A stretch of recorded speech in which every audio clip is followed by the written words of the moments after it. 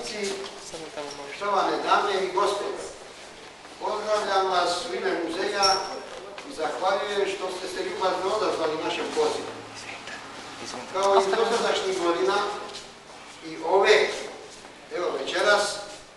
ovdje smo na kratkom druženju u povodu otvorenja izložbe More, ljudi, obala,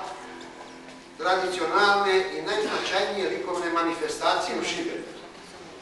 Izložba sadrži 70-ak radova od isto toliko broja likovnih stvaraca. Sasvim je prirodno da ćemo od toliko brojnih autora na ovoj izložbi suočiti se s djelima koja pripadaju veoma širokoj lepezi likovnih usmjerenosti, s mnogostrukošću likovnog govora i interpretacija, ostvarenih s tako široke i inspirativno neiscrpne osnove kao što je more i život u priobalnom području u svim svojim oblicima i pojavama. Naše je nastojanje bilo usmjereno da izložba bude kompletno zatvorena tematska cjelina,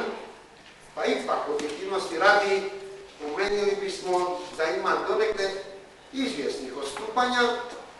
da ovdje prezentirani plodovi jednogodišnjeg rada umjetnika nisu u smislu užeg značenja naziva svi potpuno vezani za tematiku primorja i života na njemu,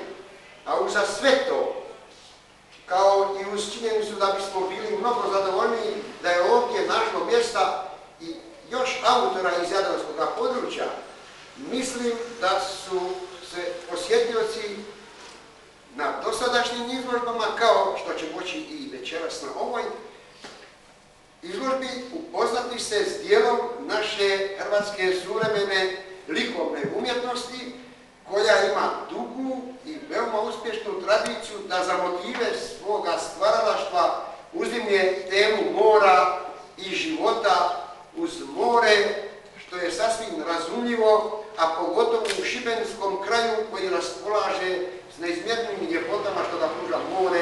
razvedenost obale i mnogobrojni otoci. Mislim da nije potrebno da govorim o sadržaju ove izložbe,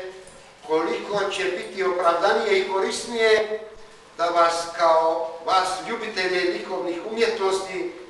prepustim da svoje potrebe za lijepim ostvarite sami u neposrednom susretu i dijalogu sa izloženim djelima. Ostaje mi još da izrazim zadovoljstvo Muzeja grada Šibenika i svoje lično, kao i zahvalnost svima koji su svojim naporima i financijskim sredstvima omogućili realizaciju ove izložbe i izradu dokumentacije o njoj. To je Fond za kulturu općine Šibenik, Croatia d.d. osiguranje filijala Šibenik, Jadranska banka, TLM Komercijala Šibenik, te naročitu pomoć časnog građanina naše općine Šibenske, odnosno suradnika Muzeja grada Šibenika, neumorne i energijom neiscrpne Litvine Lukete. Eto, toliko u uvjerenju da ćete iz ove dvorane nakon razgledavanja izloženih umjetnina izaći bogatiji za jedan estetski doživljaj. Ovogodišnju izložbu More, ljudi, obala proglašavam otvorenom.